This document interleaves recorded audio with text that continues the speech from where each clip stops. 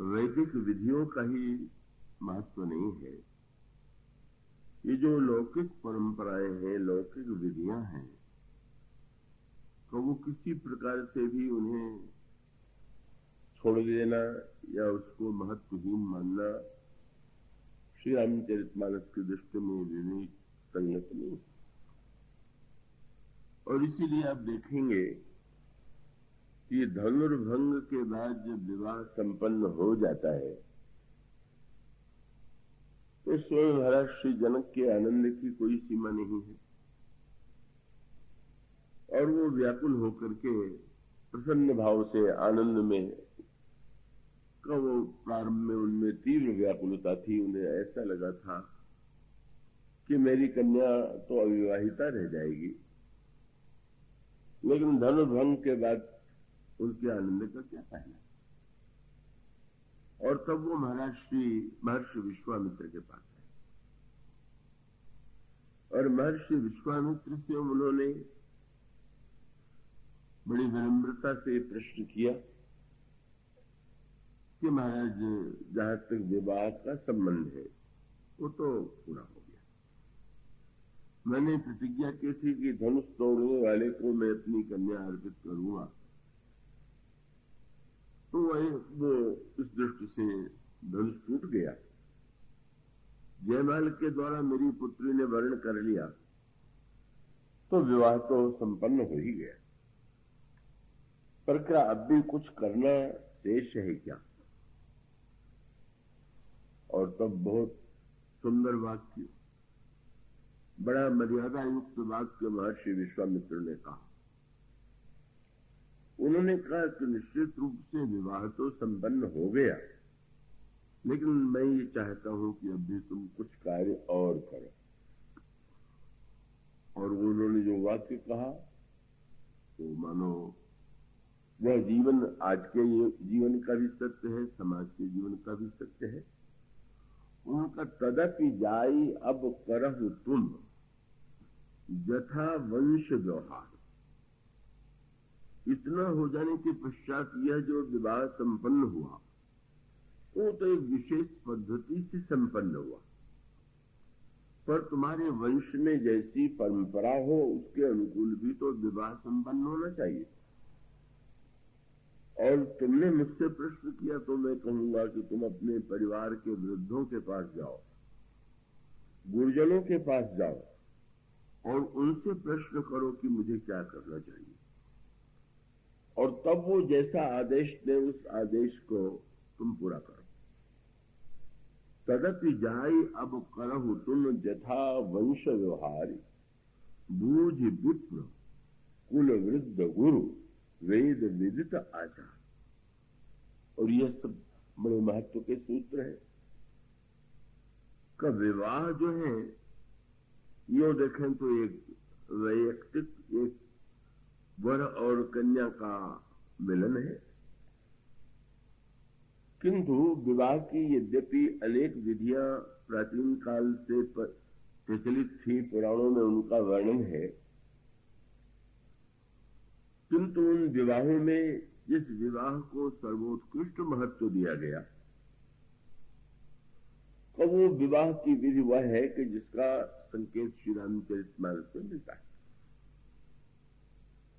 और उसका अभिप्राय यह है कि केवल वो विवाह वर और कन्या ही उसमें सब कुछ नहीं, उनका महत्व सर्वाधिक होते हुए भी वे परिवार के भी अंग हैं, कुल के अंग हैं, समाज के अंग हैं। और ऐसी स्थिति में ये जो परंपराएं हैं, जैसे आज जो परंपरा के दर्शन हो रहे थे सायंकाल के समय, और वो परंपराएं ये स्पष्ट करने के लिए हैं, सिद्ध करने के लिए हैं कि वर और कन्या को ये नहीं भूलना है कि वो परिवार के सदस्य हैं और उनका कर्तव्य परस्पर एक दूसरे के प्रति ही नहीं है, परिवार के प्रति, समाज के प्रति और सबके प्रति। तो इस तरह से श्री रामचरितमानस में वह दृष्टि प्रस्तुत की गई। और उसके संदर्भ में जो बात कल कही जा रही थी कि विवाह को हम दो दृष्टियों से देख सकते हैं। तो अब वहां जो अन्य राजा आए हुए थे, उन्होंने जिस दृष्टि से देखा वो एक दूसरा वाक्य है, दूसरा शब्द है। और उसके साथ साथ भगवान श्री राम ने जिस दृष्टि से देखा उसमें बड़ी भिन्नता। और भिन्नता ये है कि अन्य राजाओं के आगमन के लिए रामचरितमानस में ये जो वाक्य चुना गया वो ये है कि सीय स्वयंवर भूप अनेका, सिमटे सुभट एक ते एका। और महाराज श्री जनक के उस द्वारा आयोजित श्री सीता जी के स्वयंवर में सारे देश के राजा एकत्र हुए। तो वो स्वयंवर की भावना तो स्पष्ट ही थी। उसका अभिप्राय है कि धनुष का टूटना उनके लिए कीर्ति और विजय का परिचायक था, जिसके द्वारा उन्हें कीर्ति प्राप्त होने वाली थी। और उसके साथ साथ का वो एक दिव्य सौंदर्य में श्री सीता जी से विवाह होगा, ऐसा प्रलोभन अन्य राजा लेकर के आते हैं। किंतु भगवान श्री राम जब जनकपुर में आते हैं तो वाक्य कहा गया था कि भगवान श्री राम ने जो है वो स्वयंवर के रूप में, स्वयंवर शब्द का भी प्रयोग किया गया पर बहुत बाद में। भगवान श्री राम को महर्षि विश्वामित्र ने यही कहा कि जनकपुर में एक यज्ञ हो रहा है और उस यज्ञ में तुम्हें चलना है। तो ये जो प्रसंग है वो सीता जी का स्वयंवर है कि धनुष यज्ञ। भगवान श्री राम तो जब चलते हैं तब उसमें यही वाक्य आता है कि धनुष यज्ञ सुन रघुकुल नाथा और हर्ष चले मुनिवर के साथ। भगवान राम इसलिए बड़े प्रसन्न होकर के चले कि जनकपुर में एक दिव्य यज्ञ हो रहा है और यज्ञ का दर्शन करना, उसमें भाग लेना, इससे बढ़कर के प्रसन्नता की कोई बात नहीं होगी। किंतु आगे चल करके वो अंतर और भी स्पष्ट कर दिया जाता है। जब भगवान राम ने पुष्पवाटिका में जनक नंदिनी को देखा, उनके सौंदर्य को देख करके प्रभु का अंतःकरण प्रेम और अनुराग से ओतप्रोत हो गया। तो प्रभु ने श्री लक्ष्मण से जनक नंदिनी का परिचय दिया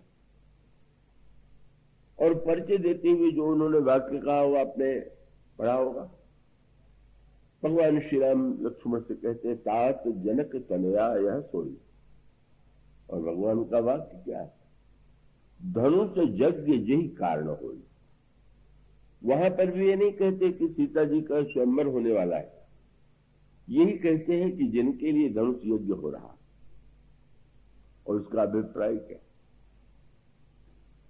कि सीए स्वयंवर शब्द में तो केवल एक सांसारिक लिप्सा और कामना ही उसका परिचय प्राप्त होता है, पर यज्ञ का अभिप्राय है कि यज्ञ की व्याख्या, वो जो यज्ञ है उसको केवल क्रिया के रूप में ही आप न देखें।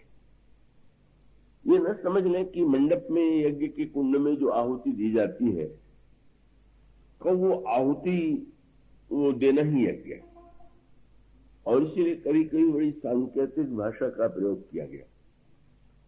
एक कथा आपने संभवतः पढ़ी हो जो श्रीमद् भागवत पढ़ चुके हैं, या जिन्होंने कथा सुनी, बड़ी मीठी कथा आती और बड़े काम की कथा आती।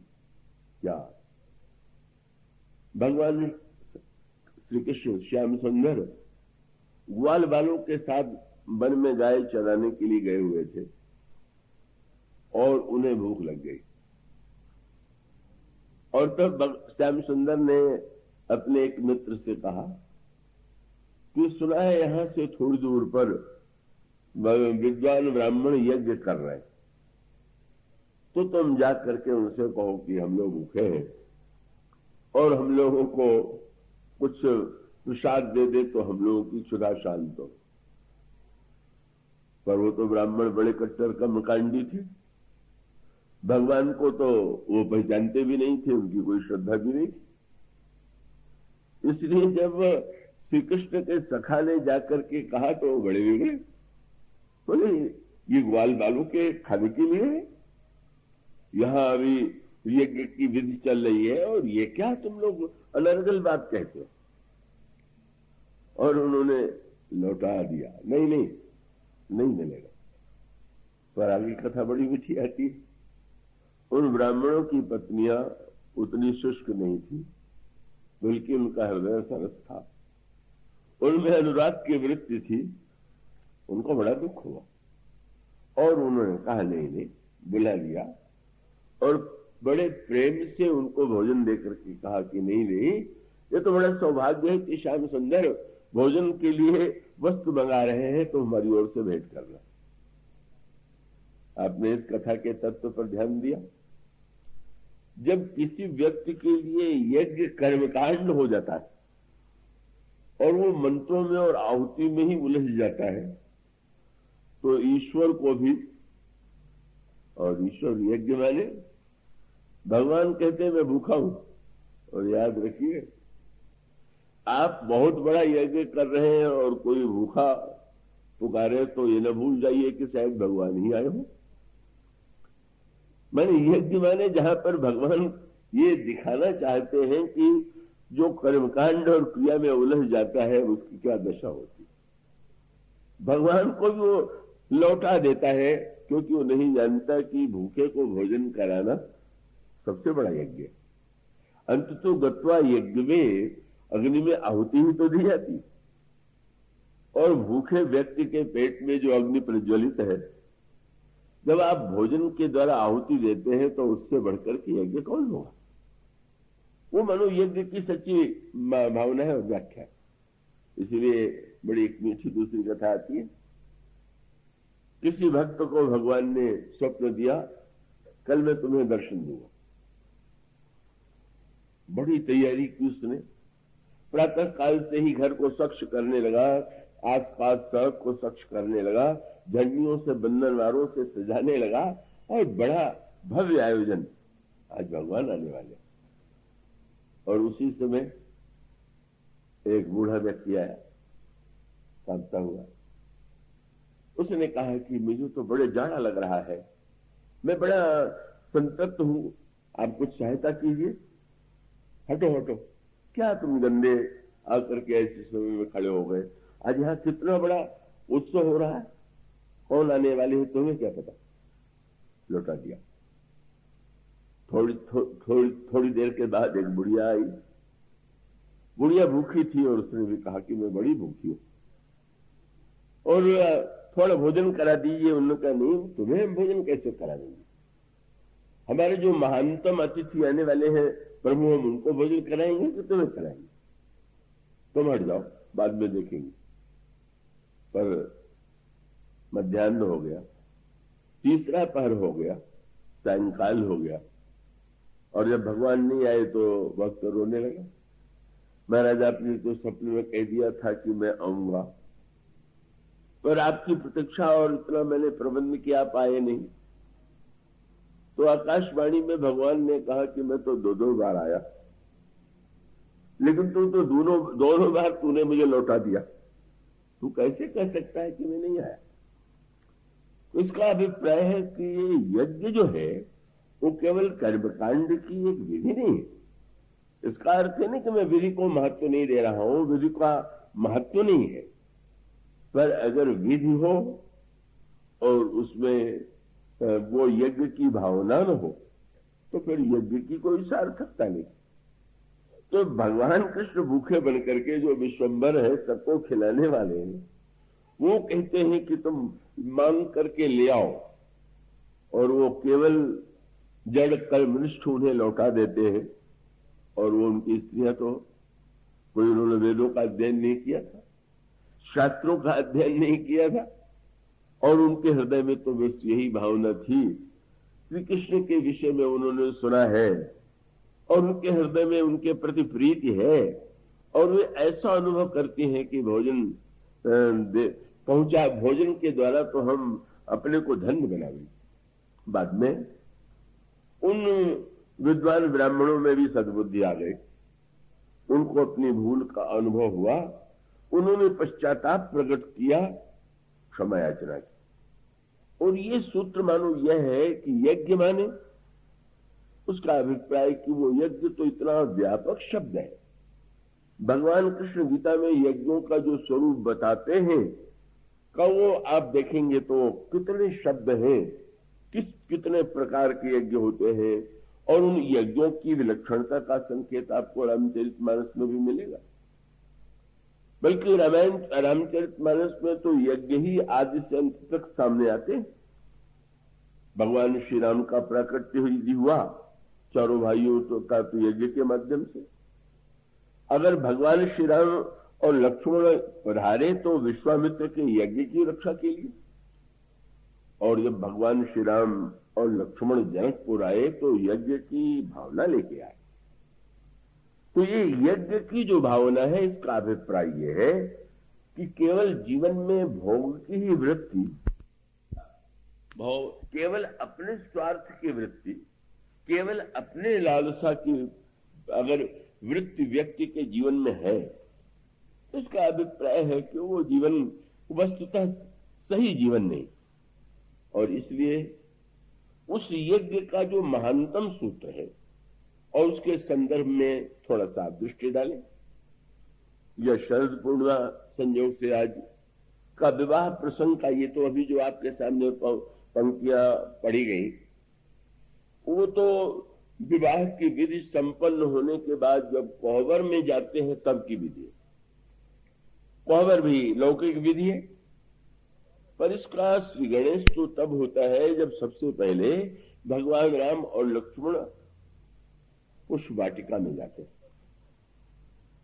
और आपने शायद सुना हो, जानते हो, रामायण में स्पष्ट नहीं वर्णन, पर वो कुल मिलाकर के स्पष्ट लगता है कि भगवान श्री राम और लक्ष्मण शरद पूर्णिमा को ही उस वाटिका में गए थे। वो आज की ही तिथि है। वस्तुतः ये जो शरद पूर्णिमा है, भगवान राम और भगवान कृष्ण दोनों की लीला में सर्वाधिक महत्वपूर्ण है। इतना ही अंतर है कि भगवान राम और लक्ष्मण शरद पूर्णिमा के दिन में गए और भगवान कृष्ण, बस सूत्र में थोड़ा अंतर है, वो दोनों के चरित्रों का वो अंतर है। उस वाटिका में श्री राम अकेले नहीं है, और श्याम सुंदर ने जब शरद पूर्णिमा को रास का संकल्प किया तो अकेले। मैं बहुत विस्तार में नहीं जाऊंगा, समय भी नहीं है। तो एक के लीला में स्वयं वे अकेले हैं और दूसरे में अपने छोटे भाई को लेकर के जाते, और एक लीला रात्रि को घटित हुई, शरद वो जो भगवान ने रासलीला की, और दूसरी लीला दिन में घटित हुई। और उसका मूल सूत्र यह है कि भगवान कृष्ण की जो लीला को वो तो केवल अंतर हृदय में ध्यान करने की वस्तु है। बाहर जीवन में अनुगमन करना तो इससे बढ़कर के कोई अनर्थकारी कार्य हो ही नहीं सकता। इसलिए भगवान वेदव्यास जहां पर भी लीलाओं का वर्णन करते हैं तो उनके साथ भगवान शब्द लगा देते हैं। यहां तक कि रास पंचाध्यायी में भी जब व्यास जी ने वर्णन प्रारंभ किया तो उसका पहला श्लोक क्या है? भगवान वेदव्यास कहते हैं, भगवान पिता रात्रि सर्दोत्फुल्ल मल्लिका वीक्षरंतुम मनश्चक्रे योग माया मुपास्वता। भगवान ने भी याद दिला दिया। बस इस बात को मत भूलना कि ये भगवान है। इससे अलग हट करके अगर करोगे तो फिर तो बहुत बड़े अनर्थ की दिशा में अग्रसर हो जाओगे। तो भगवान की लीला अंतर हृदय के लिए परम कल्याणकारी। और श्रीमद् भागवत में लिखा हुआ है कि जो व्यक्ति रास पंचाध्यायी के प्रसंग का पाठ करता है उसके अंतःकरण से काम रोग नष्ट हो जाता है। हृदय रोग नष्ट करने वाला ये प्रसंग है, ऐसे श्रीमद् भागवत में आता है। तो कब होगा ये? जब हृदय में चिंतन करेंगे तो काम का विनाश होगा, और बाहर उसका अनुकरण करने लगेंगे तो काम का सर्वनाश ही होगा। काम की वृत्ति अगर उसे हम अपने चरित्र में भी क्रियान्वित करने की चेष्टा करें तब तो इससे बढ़कर के पतन की कोई बात नहीं हो सकती। और इसलिए सूत्र मानो ये है कि एक लीला शुद्ध अंतरंग हृदय की लीला है और भगवान राम की ये शरद पूर्णिमा की ही लीला है, लेकिन ये अंतर हृदय के लिए भी है और बाहर जीवन में भी उसका अनुकरण करने में कहीं पर भी किसी पतन की आशंका नहीं। और वहां पर उनका ये भगवान कृष्ण, तो मैंने समझ लीजिएगा कि मैं भगवान कृष्ण को छोटा सिद्ध कर रहा हूं, वो तो एक ही है, उनको छोटा क्या बड़ा क्या, वही श्री राम बन के आते हैं, वही श्री कृष्ण बन करके आते हैं। पर भगवान कृष्ण तो अपने काल में अकेले ही हैं, बस अकेले, और पूरे चरित्र में ही आदि से अंत तक उनको आप अकेले उसका इस समय में विवेचन नहीं करूंगा। पर भगवान श्री राम जब छोटे भाई को लेकर के आए तो एक बड़ी अंतर की बात हो गई थी। श्रृंगार की लीला कोई छोटे भाई को साथ में लेकर के संपन्न नहीं की जाती, वो तो एकांत की लीला है। तो भगवान कृष्ण एकांत में अकेले यदि उस लीला को संपन्न करते हैं तो श्रृंगार रस के अनुकूल है। पर जहां श्रृंगार रस की पराकाष्ठा होने वाली है वहां छोटे भाई वो उनको साथ में लेकर के जाते हैं और श्री सीता जी का सौंदर्य देखते हैं तो मन ही मन सौंदर्य का वर्णन करके नहीं रह जाते। उनके अंतःकरण में उस सौंदर्य को देख करके बड़े ही अद्भुत भावों का उदय हुआ। लेकिन इतना होते हुए भी प्रभु कैसी विलक्षण, कैसा अनोखा कार्य उन्होंने किया। गोस्वामी जी कहते हैं, सिय शोभा ही वरणी प्रभु आपन दशा विचारी। तो अब ठीक है, अपने हृदय में उसका आनंद ले, पर गोस्वामी जी कहते हैं नहीं बोले। किसी ने कहा छोटे भाई से ऐसी बात कही जाती है क्या? तो इसलिए जी ने शब्द लिखा, बोले शुचि मन। ऐसा पवित्र मन वाला भाई, कभी कोई छोटा भाई अगर बड़े भाई के मुंह से बात सुन ले तो या तो उसको बड़े भाई की तरह श्रद्धा हो जाए या स्वयं अनुकरण करने की इच्छा उत्पन्न हो जाए। लेकिन उन्होंने लक्ष्मण से जब वर्णन किया, तुलसीदास जी ने कहा पवित्र मन वाले लक्ष्मण से वर्णन किया, और वर्णन भी स्पष्ट है। और वो कहते हैं कि तात जनक तनया यह सोई धनुष यज्ञ यही कारण होई। इतने से ही नहीं, पूजन गौरी सखी ले आई और करत प्रकाश फिरई फुलवाई। ये मां की आज्ञा से देवी पार्वती का पूजन करने आई हुई है और देखो अपने प्रकाश से इस वाटिका को प्रकाशित कर रहे हैं। और इतने पर भी चुप हो जाते, स्पष्ट कह दिया, जासु विलोकी अलौकिक शोभा सहज पुनीत मोर मन शोभा। जिनका अलौकिक सौंदर्य देख करके लक्ष्मण मेरा मन भी आज क्षुब्ध हो गया। यह जो स्वीकृति है भगवान श्री राम की, उसका मूल दर्शन यह है कि जैसा मैंने कहा कि वह लीला तो अंतर हृदय में आप उसका आनंद लीजिए, बहुत रस की लीला होगी, पर इस लीला में मर्यादा और प्रीति दोनों का समन्वय है, सामंजस्य। और उस व्यक्ति के सामाजिक जीवन में इसका बड़ा महत्व है कि उसके, बस यूं कह लीजिए कि अगर अंतर हृदय को नकार दें तो जीवन ही शुष्क और रसहीन हो जाएगी, और अंतर हृदय को ही सब कुछ मान लें और सामाजिक मर्यादाओं का पालन बिल्कुल न करें तो श्रृंखलता समाज में पहले फैलेगी। इसलिए आवश्यकता है कि दोनों का सामंजस्य कैसे हो। और इसलिए गोस्वामी जी उस सारे श्रृंगार के प्रसंग को बड़ी अद्भुत बात करते हैं। वो जैसे एक बड़ी दृष्टांत के रूप में ले ले कि जैसे कोई मूल्यवान रत्न हो तो बाहर अगर ऐसे पड़ा हुआ हो तो शोभा नहीं होगी, बाहर पड़ा होगा तो लोगों को रत्न का भान भी नहीं होगा, और अगर रत्न का भान हो जाए तो चोरी जाने का भय। तो बुद्धिमान व्यक्ति क्या करता है कि ऐसे रत्न को बड़ी सुंदर मंजूषा में, पेटिका में रखता है और बाहर से ऐसा ताला बंद कर देता है कि उसे खोल के कोई चुरा न सके। तो गोस्वामी जी का अभिप्राय यह है कि श्रृंगार रस का ये जो रत्न है, इसको बाहर मत पड़ा रहने दो, इसको तो मर्यादा की पेटिका में, बस मर्यादा की मंजूषा में ही इसको रखना, वो सुरक्षित भी रहेगा वो रस, और साथ साथ उसकी शोभा भी रहेगी। तो मर्यादा की मंजूषा है उस वाटिका प्रसंग में, और उसमें प्रेम और अनुराग की, काम की दिव्य भावना। और वो मर्यादा की मंजूषा में दो भाग होते हैं, एक नीचे एक ऊपर। तो ये रत्न के आगे पीछे कौन है? तो मर्यादा के एक रूप है लक्ष्मण और दूसरे है गुरुदेव। कल लक्ष्मण जी को साथ में लेके गए और लौट करके आया तो गुरु जी को सब सुना दिया। यही मर्यादा की पेटिका है, एक बड़ा और एक छोटा। बड़े गुरुदेव, छोटे लक्ष्मण। श्रृंगार की चर्चा न बड़े से की जाती है न तो छोटे से। पर भगवान श्री राम जो है, उस मर्यादा की पेटिका में कितना सुंदर रत्न रखा हुआ है, कैसी शोभा है, आप उसका आनंद लीजिए।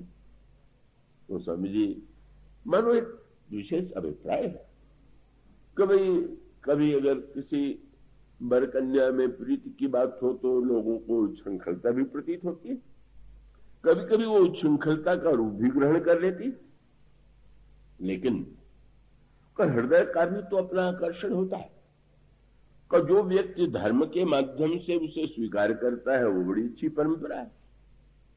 लेकिन धनुष टूटने के पहले ही जो पुष्प वाटिका का प्रसंग है, तो अगर गोस्वामी जी केवल कोरे मर्यादावादी होते तो ये न लिखते।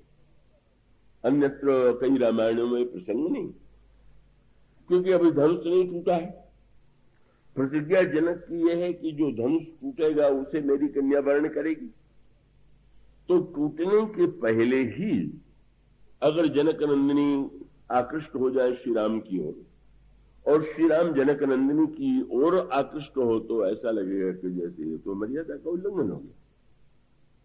ये कल्पना हो सकती है कि क्या पता श्री राम तोड़ सकेंगे कि नहीं तोड़ सकेंगे। तोड़ने वाला अगर कोई दूसरा होगा तो क्या होगा। लेकिन गोस्वामी जी का एक महत्वपूर्ण सूत्र यह है, और वो मानो उसको गोस्वामी जी कितने सुंदर ढंग से दोनों का निर्वाह करते हैं। सामाजिक पक्ष, व्यक्तिगत अनुराग का पक्ष और अध्यात्म का पक्ष। अध्यात्म की बात की चर्चा भी अभी तो कई दिनों तक होगी, तो मैं उसको भी आपके सामने वो आप रखने की चेष्टा की जाएगी। पर वो एक समन्वित प्रसंग है, और इसलिए गोस्वामी जी प्रारंभ कहां से करते हैं? समय जान गुरु आय सुपाई, लेन प्रसून चले दो भाई। प्रातः काल गुरुदेव के पूजन का समय हो गया है। क्या भगवान श्री राम गुरुदेव के महान भक्त हैं, शिष्य हैं, और वो गुरुदेव से आज्ञा मांगते हैं कि क्या वाटिका में मैं पुष्प जाकर के पूजन के लिए ले आऊं। गुरुदेव से आज्ञा लेना इसके मूल में है पहली मर्यादा। अब समय जानी गुरु आय सुपाई को वो जो रसिक व्याख्याता है वो तो यही कहते हैं कि समय जाने का अर्थ है कि सीता जी के आने का समय। तो कम से कम वो ठीक है, ऐसी व्याख्या करके उन्हें आनंद मिलता है तो कर सकते हैं। पर वो गोस्वामी जी की जो शैली है उससे थोड़ा सा वो बात हट करके है। वहां तो स्पष्ट ही है कि समय जाने का अभिप्राय है कि गुरुदेव के पूजन का समय समझकर। और जब भगवान श्री राम चलते हैं तो गोस्वामी जी क्रम से बड़ा विस्तृत वर्णन करते हैं, और उसके पश्चात आप ऐसा अनोखा सूत्र पाएंगे। पहले भगवान श्री राम आते हैं, तो आते ही श्री सीता जी को उन्होंने देखा, श्री सीता जी ने उनको देखा, दोनों एक और दूसरे को देख के मुग्ध हो गए, ऐसा भी वर्णन आ सकता था, पर ऐसा नहीं। भगवान श्री राम आते हैं, मालियों से आज्ञा लेते हैं कि हम अगर आप लोगों की आज्ञा हो तो गुरुदेव के पूजन के लिए पुष्प ले जाएं। हमारे रघुराज सिंह जी ने इस पर बड़ी मधुर उद्भावना पूर्ण कविताएं की हैं, जहां भगवान राम मालियों से पूछते हैं, एहो मही पति माली सुनो, गुरु पूजन के हित फूल उतारन, और आए यहां हम बंधु समेत, उतारे प्रसून जो होई न बारण। अगर आप लोग आज्ञा देंगे तभी तो फूल चुनेंगे। क्यों? बोले कैसे कैसे कहे बिन फूल चुने, मिथिलेश के वाटिका के मनिहारन, वस्तु वीरानी के पूछे बिना, रघुराज जो लेबन वेद उचारे। दूसरे वस्तु को बिना पूछे नहीं लेना चाहिए। वो स्वामी जी कहते, चहुदिस चितई पूछी माली गण, लगे लेन दल फूल मुदित वन। मालियों से आज्ञा लेते हैं और बड़े प्रेम से भगवान श्री राम वाटिका के पुष्प चुनने लगते हैं। उद्देश्य है गुरुदेव का पूजन। भगवान श्री राम वाटिका से सुंदर पुष्प पूजन के लिए ले रहे हैं। और वहां जनक नंदिनी सीता, तेही अवसर सीता तह आई, गिरिजा पूजन जननी पठाई। वे भी का भगवान श्री राम श्री सीता जी के आने का समझ करके आए, वो भी ऐसा नहीं लग रहा। तो श्री सीता जी ये कल्पना लेकर के थोड़ी आती हैं कि इस समय श्री राम आएंगे। अब यूं तो जो लोग मनमाना अर्थ करने के अभ्यस्त है, वो तो कह देते हैं कि जब भगवान राम जनकपुर के मार्ग पर चल रहे थे तो सखियों ने फूल बरसा करके उनको वाटिका में आने का संकेत किया। तो दूर की कौड़ी जो इस तरह खिलाई जाती है, वो ठीक है, अब उस भावना के लिए हम क्यों उनका खंडन करें, लेकिन मानस का जो एक संतुलित पक्ष है उससे भिन्न है, उससे उसके अनुकूल हो नहीं, तो वो तो पूजन के लिए आएगी। और इस मर्यादा पूजन, गुरु के प्रति भक्ति, माता के प्रति भक्ति, और प्रभु अगर छोटे भाई को लेकर के आए हैं तो श्री सीता जी भी अकेले नहीं आएगी। वो स्वामी कहते, संग सखी सब सुभग सयानी, बड़ी सयानी और बड़ी सुंदर सखियां, और गावही गीत मनोहर वाणी, मधुर स्वर में गीत गाती हुई सीता जी सखियों के साथ आती। आने के बाद भी वहां पर सरोवर में स्नान करती हैं। मज्जन करी सर सखिन समेता, गई मुदित मन गौरी निकेता, पूजा कीन अधिक अनुरागा, निज अनुरूप सुभग बर मांगा। इस तरह से गोस्वामी जी ने इस मर्यादा की मंजूषा की सृष्टि किया। और फिर वो जो हृदय की एक भावना है, अनुराग और प्रीति का जो दिव्य रस है, वो तो अद्भुत है। और इसलिए गोस्वामी जी तुरंत अब वहां दृश्य परिवर्तित करते हैं। गोस्वामी जी कहते हैं तेही अवस्था, उस समय जब श्री सीता जी पार्वती जी का पूजन कर रही हैं और उनसे अपने योग्य वर मांगती हैं, तो वहां पर भी वही संकेत और पूजन का फल भी तत्काल दिखाई दिया। श्री सीता जी की सखियों में से एक सखी ऐसी है जो इस पूजन में सम्मिलित नहीं थी, वाटिका में घूमने गई थी। तो इसका दो ही तात्पर्य है कि पूजा पाठ तो अवश्य करना चाहिए, पर यह भ्रम न पालिएगा कि पूजा करने वालों को पहले दर्शन होता है। तो हो सकता है वाटिका में घूमने वाले को पहले दर्शन हो जाए, ये तो उनकी मौज है। आप करिए पूजा, तो आप करिए तो बहुत अच्छा है, आप पूजा करते हैं तो आपको पूजा का लाभ होता है, पर वो कोई नियम के बंधन में थोड़ी बंधे हुए हैं कि पुजारी लोग उनको पहले मिलेंगे। वो तो अकारण जब उनकी कृपा है, ये जब ये कहा गया अस प्रभु दीन बंधु हरि कारण रहित दयालु, तो उसका सूत्र ये है कि बस कृपा के विषय में कोई नियम नहीं, साधन के अपने नियम है, वो अपने आप में महत्वपूर्ण है, पर कृपा का कोई महत्व नहीं। अब मनु जी ने इतना उपवास किया, इतना व्रत किया कि तब कहीं जाकर के हड्डी हड्डी रह गई, और वन में रह करके उपवास व्रत साधना यज्ञ सब करते थे। पर जब उनको भगवान की आवश्यकता हुई तो भगवान ने कहा वन में नहीं मिलेंगे, नगर में मिलेंगे। अब इसके लिए आप क्या कीजिएगा? किससे वो वन में मिलेंगे, किससे नगर में मिलेंगे। अब आप ये समझते हो कि हम घर छोड़ के जाएं वन में तो मिल जाएंगे, यानी कितने लोग वन में जाते हैं क्या सबको मिल जाते हैं क्या?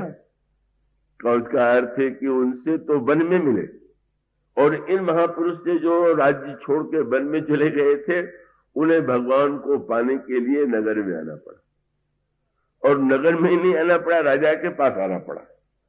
और इतना ही नहीं, जीवन में बड़ी साधना के बाद उन्होंने ब्राह्मण और ब्रह्मर्षि का पद पाया, उन्हें क्षत्रिय के पास आना पड़ा। और उससे भी बड़ी बात हुई कि जब वो पहुंच गए